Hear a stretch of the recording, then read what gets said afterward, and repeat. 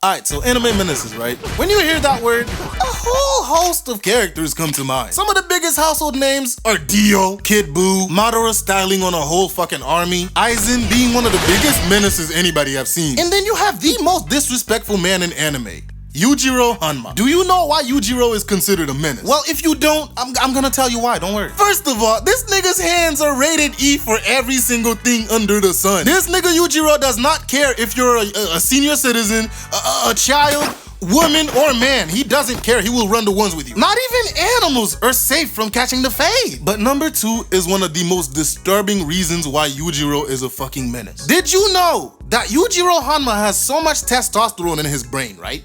That everything around him appear as female. All right, so this manly ass dude, right? He's talking to somebody and he's like, bro, I do all this manly stuff like fucking climbing mountains and shit just so I can feel like a man. And do you know why? That's because Yujiro randomly found this nigga, right? And with zero prejudice, he takes this nigga's booty hole. You heard me right, bro. This nigga violated this man and just walks off into the sun like he was the coolest nigga around. Oh God, bro. Yujiro is seriously something else when it comes to menace. But all these menaces that I've named are all grown. Well, except for Kid Buu.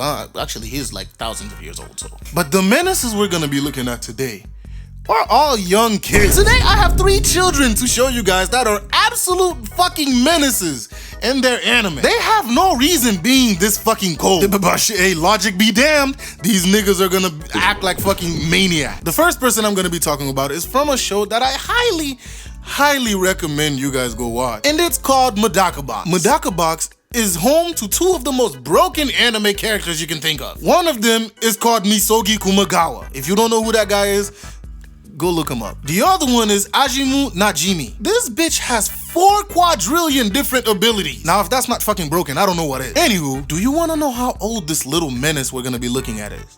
This nigga is 10 years old, and he's a fucking junior in high school. Yeah, bruh, I don't know how, but this nigga's 10 years old in high school. Now, in our world, there is a very popular debate on whether it is the nature of people to, do bad things, or is it nurture that develops, how a person thinks and what they do.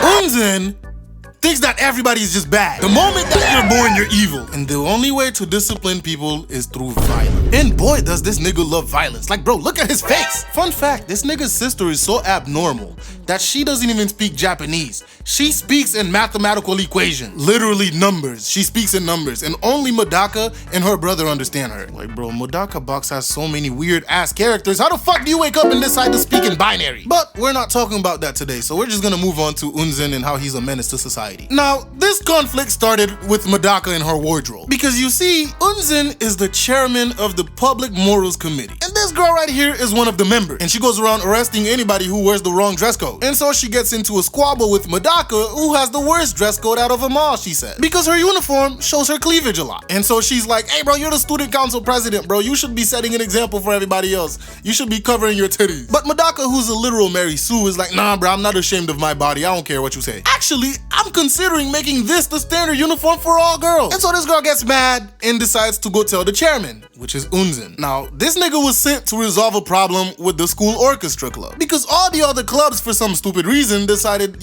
they're making too much noise and they can't concentrate. So this nigga Unzen shows up and says this. Listen up, you losers.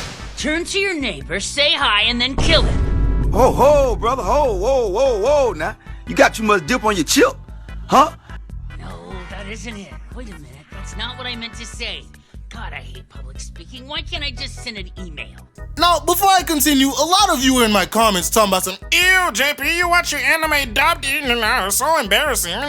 Listen, bro, I couldn't care less if the anime was dubbed or subbed. I watch whichever is comfortable at the moment and is funnier. If I can't make breakfast and have the anime playing and still understand what the fuck is going on, I'm not gonna watch it. Why would I watch sub? When I'm not doing anything, I don't mind watching anime sub. But if I'm doing something like, and I'm busy and I also wanna watch anime, I'll watch it dubbed, because then I'll understand. Now please stop commenting on why I fucking watch anime dubbed. In any case, bro, this nigga Unzen came and told them to look at the neighbor, say hello, and kill him. But this nigga was like, wait, no, that's wrong, hold on, I'm bad at public speaking. So he decided to get to the point. He's like, bro, you guys are making too much noise and I come here to discipline you guys. And the leader of the club says this. Kid, what's he gonna do to us?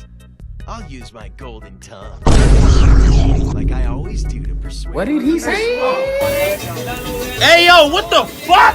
Pause! You're gonna use your golden tongue for what, nigga? This is what I mean when I watch anime dubbed. It's funnier and I can make the joke. But anyway, this nigga tried to sweet talk Unzen and touches his shoulder. This nigga Unzen literally look at this man and breaks his fucking hand and was like, hey nigga, I didn't tell you to touch me and you niggas were dead the moment I showed up here. And then we see the aftermath of his punishment. This nigga destroyed the whole fucking room. He had blood on his face, bro, what? And it isn't until later we realize what this nigga did. You see, Unzen is an abnormal. First of all, he's 10 years old in high school. Second of all, this nigga is strong as fuck. And his weapon of choice are these super bouncy balls. And when thrown with the amount of strength this nigga has, it's devastating. And that's exactly what he did to the band room. He just put them shits out and started a massacre. So yeah, this little gremlin does not believe in a peaceful resolution, bro. Like, bro, he said he's gonna resolve this violently, and he enjoys it. So yeah, if this doesn't get you guys to go watch Medaka Box, I don't know what will. Anywho, the next menace we're gonna be looking at is none other than everyone's favorite Zodiac, Killua. Now, I knew Killua was a menace the moment he told Gon that he was from a family of assassins and has killed people before. But there is one single scene that cemented how much of a menace this nigga Killua is. Now, the first big arc of the anime is the Hunter exam. And the second part of the Hunter exams had these niggas team up, to solve the problem and get down a fucking tower. And they get to a point where there's a bridge, and on the other side of the bridge, there are 4 death row inmates that will get their sentence severely reduced if they manage to, stop these niggas from advancing. But they're on a timer. First nigga tried to bamboozle Gon with some candles, but Gon, being the little demon he is, he fucks up his plan and made him lose. And then we had this blue man group reject over here, out here looking like the Incredible Bull. Had a little bit of chance, but he decided to brag and show Kurapika that he had a Phantom Troop tattoo. And Kurapika, being a menace himself, right? If you know, you know, became extremely triggered and fucked this nigga up. Next was Leorio's turn. And Leorio fucked everything up because he was horny and lost in a rock, paper, scissors, which lost him a whole lot of time to get out of the tower. But next was Killua's turn. And they showed this prisoner coming out, right? To give him a little scared, this nigga jams his hand through the wall and started just scraping that shit to show how strong he is. And then they introduced this nigga as the worst mass murderer in the country. Killua pulls up and is like, all right, bro, so how we gonna do this? And this nigga's just smiling like everything is rainbows and pussy farts. But this nigga's like, do this. Nigga, I'm just here for some booty. I don't care about the exam. I don't care about reducing my sentence. I don't give a fuck about none of that. I'm leaving here with something. And then he says this. All I want is to hear you scream. Like, pause, bro. Like, that's what you say to a kid? But Killua, being a little demon, he's like, oh, really? Well, fine by me. We're just gonna keep fighting until one of us die. And Jones responds, oh, okay, a battle to the death. And he menacingly says, soon I'll tear your booty apart. Alright, bro, personally, if that was me and I heard some serial killer tell me he's gonna tear my booty apart, bro, I would have been out of there. Like, bro, I would have jumped off the platform. Oh my God, these niggas are back to mowing the lawn again. Why do they do this every time I'm recording? Oh my God. And it got louder. Why is he getting closer, nigga? If you guys could see the face I'm making right now. Anywho, the nigga's standing there with his hands stretched out trying to be menacing, and Killua attacks. We look at everybody else's reaction and we're like, oh my God, something crazy just happened. Killua finishes his little walk and we pan to the prisoner in the same stance, but something's different. There's a hole in this nigga's chest and we hear heartbeats. He turns around and is like, hey, what the fuck happened? And he's wondering why he's so cold. And then Killua reveals a little pouch in his hands. And that shit is beating. It's beating with the fucking heartbeat. The prisoner turns around and he's like, give that back. It belongs to me. He falls to the floor with his hands out. And Killua, cold as ice, just puts it back in his hand like, all right, whatever, nigga, here, you can have that shit back. Everybody is just flabbergasted. All right, a little intermission before I get to the next person. I've gotten a couple of comments mentioning how much I say the word flabbergasted, right? So I got a little challenge for y'all. Whoever can go through all my videos, you don't have to watch the shorts, but if you go through all my videos and tell me the exact amount of times I've said the word flabbergasted, the first person to text me that on my Instagram, the exact number, I've counted myself, the exact number, I'll give you $20. Cash App, Venmo, PayPal, whatever you decide. In the second and third place, if you're a content creator, I'll give you a shout out, however much that might help you. But yeah, Killua is a menace among menaces. This nigga places this dude's heart back in his hands after ripping it from his chest. Like, bro, how cold can you be to do that to someone? The next menace we're gonna be looking at is Kid Sasuke. Now, at the beginning of the Chunin exams, a lot of shit happened. Orochimaru showed up being creepy as fuck and gave Sasuke a hickey that put him out of commission. And one of Orochimaru's snakes ate Naruto. So it was just useless Sakura trying to defend Sasuke's body. The Sound Ninjas came and started fucking everybody's shit up. Team 10 showed up and there was not much they could do, even though they did a bit of damage. Now, after they finished taking their L, the menace that is known as Sasuke with the curse mark woke up. And everybody was shook at this nigga's chakra. And then this nigga's like, hey bro, Sakura, who did this to you? Like he actually cares.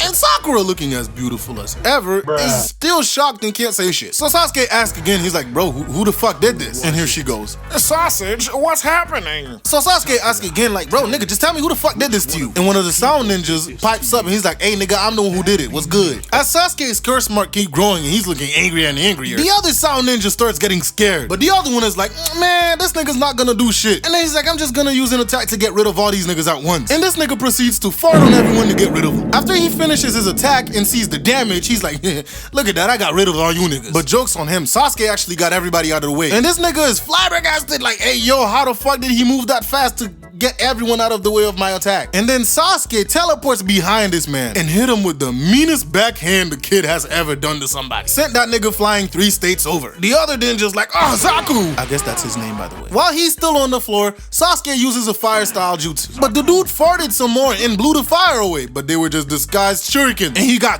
While this nigga's still shocked and reeling from the attack, Sasuke pulls up behind him and grabs his arm. And this nigga Sasuke has the most devious grin on his face. And Sasuke's like, hey, you ever taken back shots before? And Zaku's like, no, he's a booty warrior. What are you gonna do? While he's holding him, Sakura starts seeing images of Orochimaru creepy ass. So who knows what random shit Sasuke's about to do to this nigga. But they finally show you what Sasuke's about to do. He proceeds to break this nigga's arm. Bro, this man was on the floor screaming and everybody was shocked. They didn't think that Sasuke was a booty warrior, 1. And 2, they didn't know he had it in him to break a nigga's arms like that. But Sasuke turns around to look at the other ninja and is like, it looks like you're the only one left. And that nigga's shaking in fear because, hey, he don't know what's gonna happen to him. And then Sasuke continues, I hope your booty hole's tighter than your friend. And starts walking towards him. And this nigga's getting scared to death. He's like, oh no, this nigga's coming for my ass. Sakura's making a face of pure horror because, hey bro, Sasuke's really heading towards that nigga right now on his booty warrior type beat. But as he's walking, Sakura screams no and goes to stop him from taking this nigga's ass. And she hugs him. Sasuke looks around at Rock Lee and Team 10 who got their ass handed to them and decided to spare this nigga's booty for another day. Ladies and gentlemen, today we witnessed some of the most youngest and most heinous menaces that anime has to offer. We even had a booty warrior in the mix. But I hope you enjoyed the video. Part 5 of Hate More and Part 2 of Reverse Jumpings are coming soon. So I'll see you guys in the next video. Bye.